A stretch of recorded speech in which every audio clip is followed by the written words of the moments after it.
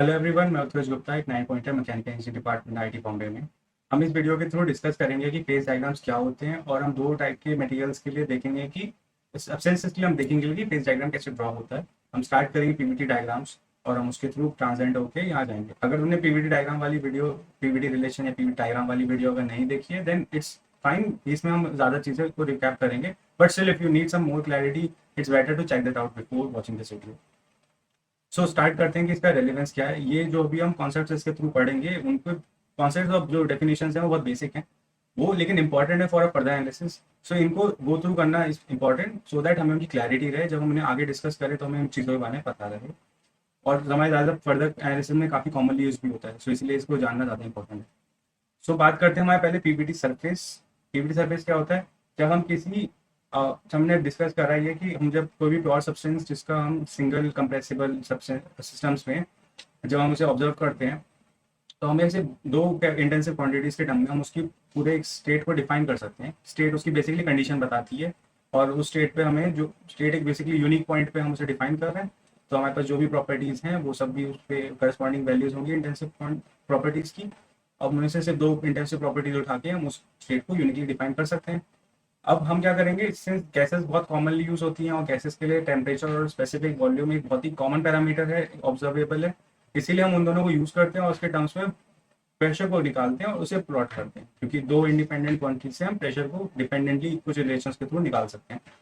तो हमारा जो प्लॉट होता है प्रेशर का with respect to temperature of specific volume, वही हमारा पीवीटी सरफेस डायग्राम होता है। ये सरफेस प्लॉट होता है, सिंस हमारे सारे स्टेट पॉइंट्स यूनिकली डिफाइन होते हैं फॉर दीज पर्टिकुलर कंस्ट्रेंट्स। हमारे पास दो टाइप के सब्सटेंस हैं। एक पहला सब्सटेंस जो कि फ्रीज होने पे एक्सपैंड होता है, जैसे कि हमारा वाटर, या कुछ और कुछ स्पेसिफिक मेटल्स लाइक बिस्मथ और एल्यूमिनी, ये एंटीमनी, ये दोनों सब्सटेंसेस एक्सपैंड होते हैं फ्रीज होने पे। ऐसी सिमिलरली ऐसे सब्सटेंसेस भी होते हैं जो फ्रीज होने पे कॉन्ट्रैक्ट होते हैं। हमने ये चीज़ पहले डिस्कस करी थी पीवीटी रिलेशंस वाली वीडियो में, कि ये हम इसे डायग्राम से देख के कैसे बता सकते हैं। यहाँ पे लिक्विड से ट्रांजिशन करने पे, लिक्विड से हमारा जो सॉलिड की तरफ ट्रांजिशन कर रहे हैं, तो इसका जो बाउंड्री है, जो टू फेज वाली बाउंड्री है, वो स्पेसिफिक वॉल्यूम की तरफ ज़्यादा है। जब हम लिक्विड से तब फ्रीज करते हुए सॉलिड की तरफ आएंगे तो हमारा स्पेसिफिक वॉल्यूम बढ़ रहा है। स्पेसिफिक वॉल्यूम बढ़ने का मतलब सीधा सीधा यही होता है कि हमारा जो ओवरऑल वो एक्सपैंड हो रहा है। तो हम इसे देख के डायरेक्टली बता सकते हैं कि ये उस करस्पॉन्डिंग कर रहा है उसी पर्टिकुलर कंडीशन को। दूसरा केस क्या है कि जब हमारा ये वाली बाउंड्री में क्या है, जब हम लिक्विड से सॉलिड की तरफ जा रहे हैं, तो ये जो बाउंड्री है वो स्पेसिफिक वॉल्यूम की तरफ अंदर की तरफ जा रही है, मतलब वो कम हो रही है। स्पेसिफिक वॉल्यूम कम होने का सीधा सा मतलब क्या हुआ कि हमारे वो चीज़ श्रिंक हो रहा है। तो हम इसे भी देख के बता सकते हैं। बाकी हमारे पास हमें पता ही है कि यहाँ पे दोनों में बाकी सब चीज़ें सेम ही है, कि हमारे पास तीन फेजेस हैं, सॉलिड, लिक्विड और वेपर। मैं ये वाटर के केस के लिए भी ले सकते हैं, वाटर की कॉमन है, इसको एक रिप्रेजेंट कर सकते हैं। सो हम यहाँ पे वाटर के परस्पेक्टिव में देखते हैं कि सॉलिड में आइस हो गया, लिक्विड में हमारे पास वाटर हो गया, और हमारे पास वेपर की फॉर्म में तो वो गैस के वेपर्स या वाटर वेपर्स होते ही हैं। अब इन दोनों के बीच में कुछ टू फेज रीजन है। पहले वाला ये टू फेज रीजन है जो लिक्विड और सॉलिड को बाउंड्री बना रहा है। दूसरा वाला ये सॉलिड और वेपर के बीच की बाउंड्री बना रहा है। सिमिलरली ये तीसरा वाला जो है लिक्विड और वेपर के बीच की बाउंड्री बना रहा है। यहाँ पर एक ट्रिपल पॉइंट, हम इसे बाद में डिस्कस करते हैं। ओवरऑल हमें स्टेट क्लियर होने चाहिए। हम क्या करेंगे, हमने इस डायग्राम में क्या है, फेज डायग्राम, इस डायग्राम पीवीटी डायग्राम से कैसे आता है। हम किसी पर्टिकुलर स्पेसिफिक वॉल्यूम के करस्पॉन्डिंग जब इस डायग्राम को देखते हैं, सिंस हमने एक स्पेसिफिक बी डिसाइड कर लिया, बी हमारा स्पेसिफिक वॉल्यूम है, हमने सिंस उसे डिसाइड कर लिया, तो हमारा जो प्रेशर पी है और जो टेम्परेचर है वही दोनों वेरिएबल बचेंगे। तो हमारा जो 3 डायमेंशनल वेरिएशन वाला प्लॉट है वो अब 2 डायमेंशनल में हो गया, क्योंकि हमने एक चीज़ को कॉन्स्टेंट कर लिया। तो उस प्लॉट को ही हम स्पेसिफिकली फेज डायग्राम बोलते हैं। कहने का मतलब, अगर मैं यहाँ पर एक पर्टिकुलर स्पेसिफिक वॉल्यूम को डिफाइन कर लूँ, मैं इसके थ्रू यहाँ पे से एक पूरा का पूरा ऐसे स्प्लिट निकाल लूँ, और मैं उसे इस थ्रू इस डायरेक्शन में देखूँ, मतलब मैं ऐसे ऑब्जर्व कर रहा हूँ। मान लीजिए हमारा ऐसे था, स्पेसिफिक वॉल्यूम मैंने डिसाइड कर लिया, तो मैं इस थ्रू से देख रहा हूँ, तो मुझे यहाँ पे पी इधर की तरफ मुझे इस डायरेक्शन में प्रेशर दिखेगा, और इस डायरेक्शन में मुझे टेम्परेचर दिखेगा। तो वो जो प्लॉट आएगा वो प्लॉट एक्चुअल में ऐसा दिखेगा। यहाँ पे मेरा प्रेशर है वाई डायरेक्शन में, टेम्परेचर मेरा एक्स डायरेक्शन में। इसे तुम वैसे यहाँ पे भी देख सकते हो। अगर मैं इस पर्सपेक्टिव से देखूँ तो यहाँ पे मेरे एक ये लाइन आ रही है, ये लाइन कहाँ पे, ये यहाँ तक जा रही है। फिर यहाँ पे एक ट्रिपल लाइन नाम से टर्म दिख रहा होगा, जो यहाँ पे एक ट्रिपल पॉइंट बन गया है।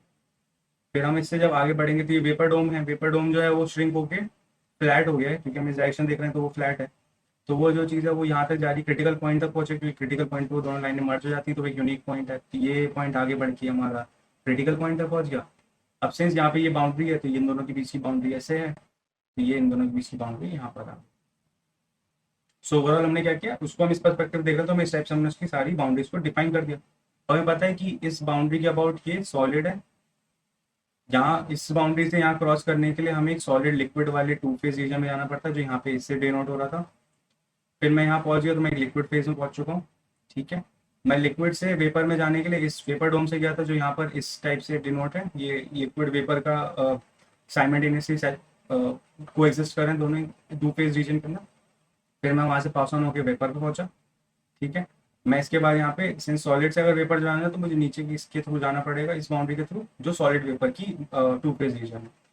ट्रिपल पॉइंट क्या होगा यहाँ पे, हम इसको एक बार देख लेते हैं। इसको करने से पहले हम एक बार वाला केस डिस्कस करते हैं, जहाँ पे वो एक्सपैंड हो रहा है फ्रीज करने पे। फ्रीज करने वाले पे पॉइंट पे ये चीज़ नोटिस करो कि वहाँ पे हमारा पहले कुछ ऐसे था, ये चीज़ ऐसे है, इसका मतलब यहाँ पे भी देख सकते हैं कि ये ऐसे जा रहा है। बट इस केस में क्या है कि ये चीज़ ऐसे है, मतलब पहले वो टिल्ट ऐसे था और वो टिल्ट ऐसे है। सो हमारा डिफरेंस क्या आ रहा है, इसके टिल्ट की वजह से हम जब इसे यहाँ से देखेंगे तो इनकी इस वाली पर्टिकुलर लाइन की डायरेक्शन चेंज रहेगी।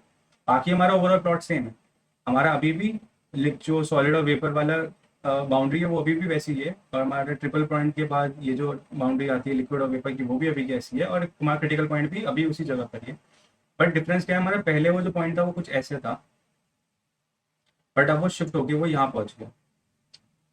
ओवरऑल हमारे स्टेट्स की लोकेशंस और जो उनकी बीच की बाउंड्रीज की डेफिनेशन है वो वैसी की वैसी, बस यहाँ पे ये डिफरेंस आता है, उसके अलावा हमारा ओवरऑल कोई डिफरेंस है नहीं। यहाँ पे एक एक करके चीज़ें डिस्कस कर लेते हैं। पहली चीज़ हम डिस्कस करेंगे सैचुरेशन टेम्परेचर। सैचुरेशन टेम्परेचर क्या होता है, हमें किसी पर्टिकुलर प्रेशर पे अगर मैं यहाँ पे एक हॉरिजॉन्टल लाइन ड्रॉ कर दूँ, ठीक है, तो उस टेम्परेचर, उस पर्टिकुलर प्रेशर के इस टेम्परेचर पे क्या हो रहा है, ये वाले टेम्परेचर पे ये चीज़ सॉलिड से पेपर पे जा रही है, तो वो जो पर्टिकुलर टेम्परेचर होगा ना, उस टी वाले, मैं टी स्टार से डिनोट कर देता हूँ उसे, वो पर्टिकुलर टेम्परेचर हमारा सैचुरेशन टेम्परेचर होगा। अब सिंस वो टेम्परेचर जहाँ पे टच कर रहा है, उसके करस्पॉन्डिंग जो प्रेशर होगा उसे हम अपना सैचुरेशन प्रेशर या पी साइड या फिर टी स्टार से डिनोट कर रहे हैं, हम उसे डिफाइन कर सकते हैं। अगर मैं इसी प्रेशर को आगे बढ़ा देता तो क्या होता, ये दो जगह पे टच करता, एक जगह यहाँ पर, एक जगह यहाँ पर। इस पॉइंट से पहले वो कि नीचे तक सिर्फ एक जगह पे टच कर रहा है, तो एक यूनिक हमारे पास सैचुरेशन टेम्परेचर है। इस पॉइंट से ऊपर जाते ही हमारे पास दो डिफरेंट डिफरेंट टेम्परेचर्स हैं फॉर अ पर्टिकुलर प्रेशर। उसका सैचुरेशन प्रेशर सेम है, लेकिन जो टेम्परेचर है वो अलग अलग है। एक टेम्परेचर डिनोट कर रहा है सॉलिड से लिक्विड ट्रांजिशन को, एक टेम्परेचर डिनोट कर रहा है हमारे लिक्विड से वेपर ट्रांजिशन को। हम जब इस क्रिटिकल पॉइंट के ऊपर वाले प्रेशर पे जाने लगेंगे, यानी कि जो पी क्रिटिकल से ऊपर जाने लगेंगे, ये मेरा प्री क्रिटिकल है, मैं यहाँ से डिफाइन ही कर देता हूँ, ये मेरा प्री क्रिटिकल है। मैं प्री क्रिटिकल से ऊपर जा रहा हूँ, तो मेरे पास अब फिर से वापस एक सिंगल ही पॉइंट पे इंटरसेक्शन हो रहा है, और इंटरसेक्शन कहाँ पे हो रहा है, सॉलिड और लिक्विड ट्रांजिशन पे। तो वो हमारा वो वाला सैचुरेशन पे। सिमिलर चीज़ क्या हो रही है हमारे इस वाले केस में, दूसरे वाले केस में भी वो सिमिलर चीज़ होगी हमारे, सिंस बाकी कोई डिफरेंस है नहीं, वो टिल्ट चेंज हो रहा है, उससे हमारा ओवरऑल कुछ फर्क पड़ता नहीं है। जो हमें जहाँ पे भी यहाँ पे जैसे हमें एक ही मिल रहा था, उस वाले केस में भी हमें एक ही मिलेगा। यहाँ पे ट्रिपल पॉइंट के बाद हमें दो मिलेंगे, क्रिटिकल पॉइंट के बाद वापस से एक ही स्पेसिफिक सैचुरेशन टेम्परेचर मिलेगा फॉर अ स्पेसिफिक अपना सैचुरेशन प्रेशर।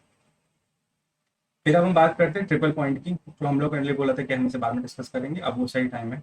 ट्रिपल पॉइंट क्या है, यहाँ पे एक चीज नोटिस करो कि सॉलिड, लिक्विड और वेपर, ये तीनों के तीनों फेज का जो भी बाउंड्री है, वो तीनों बाउंड्री एक जगह पे आके मिल देंगी, उसका नाम ट्रिपल पॉइंट है। तो इसका सिंपल सेंस बनता है इसके नाम से कि इसका नाम ट्रिपल पॉइंट क्यों पड़ा हुआ। ट्रिपल पॉइंट बेसिकली वो पॉइंट है जहाँ पे वो तीनों स्टेट साथ में एग्जिस्ट करते हैं।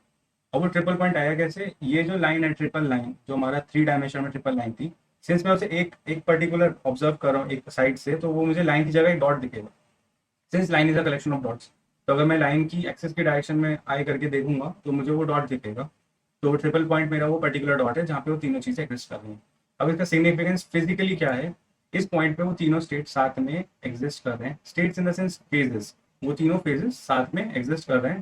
कहने का मतलब एट अ पर्टिकुलर मोमेंट जब तुम उसे देखोगे तो वो तुम्हें लिक्विड फॉर्म में दिखेगा, जस्ट अनदर मोमेंट वो सॉलिड में ट्रांसफर हो सकता है, सॉलिड से वेपर जा सकता है, कुछ भी ट्रांजिशन कर सकता है with in that particular point, जैसे उसे स्टिमुलस मिलता है। हमारे पानी के केस में क्या है कि हम जो होता है ट्रिपल पॉइंट को एज अ रेफरेंस डिनोट करते हैं टेम्परेचर की मेजरमेंट के लिए। तो हमारे ट्रिपल पॉइंट होता है, उसका जो टेम्परेचर 273.16 केल्विन आता है। तो उन्हें चीज़ नोटिस करी होगी, हम केल्विन को भी इसी हिसाब से डिफाइन करते हैं। 0 केल्विन हमारा जो होता है वो इसी टेम्परेचर को डिनोट करता है। अपना जो 0 सेल्सियस होता है वो इतने ही केल्विन को डिनोट करता है।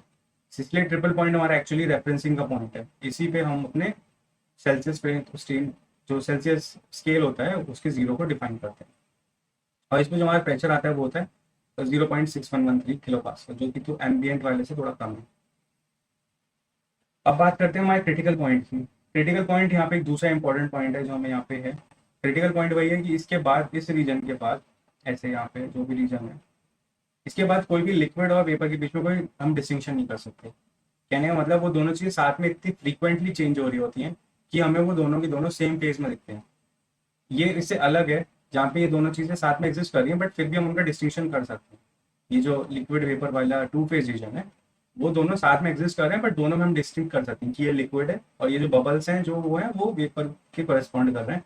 बट क्रिटिकल पॉइंट के ऊपर जो है हम उन दोनों के बीच में कोई डिफरेंस नहीं कर सकते। ये एक अलग ही स्टेट होती है, अलग फेज होता है जो यूनिकली हम डिफाइन कर सकते हैं इसके आगे। यहाँ पे बाउंड्री काफ़ी बहुत वेग है, तो हम ये नहीं कह सकते कि इस पॉइंट के बाद लिक्विड अपना है या वेपर। बट जनरली क्या होता है कि हम ऐसा मान के चलते हैं कि ये जैसे हमारे क्रिटिकल पॉइंट पे जो भी टेम्परेचर है उसे हम टी क्रिटिकल बोलते हैं। तो अगर हम टी क्रिटिकल के पीछे जाएंगे तो हम मान लेंगे कि वो लिक्विड है, और टी क्रिटिकल के आगे जाएंगे तो हम उसे वेपर मान लेते हैं। बट स्टिल हम उसमें ऐसा नहीं है कि हम काफ़ी हद तक ये होगा कि कुछ जगहों पे भी हम डिस्टिंक्शन नहीं कर पाएंगे। हमें ये पता है कि क्रिटिकल पॉइंट है तो उस पर जो भी प्रॉपर्टी हम डिफाइन करेंगे हम उसको क्रिटिकली बोलेंगे। क्रिटिकल टेम्परेचर है, टेम्परेचर को रिस्पॉन्ड कर रहा है इस पॉइंट के। और इस प्लॉट में क्या होगा, वो होगा हमारा टीसी कॉमा पीसी, क्योंकि वो प्रेशर भी क्रिटिकल है। सो इसके साथ मैं इस वीडियो को एंड करता हूँ। हम इस वीडियो में देखा कि फेज डायग्राम स्पेसिफिकली वाटर के लिए कैसे ड्रॉ होता है, और भी बाकी सब्सटेंसेस के लिए भी हम कॉमन थीम अप्लाई कर सकते हैं। कुछ के लिए फेज डायग्राम और इलेबोरेटिव होते हैं बट जनरल हम यहाँ पे इस टाइप से देख रहे हैं।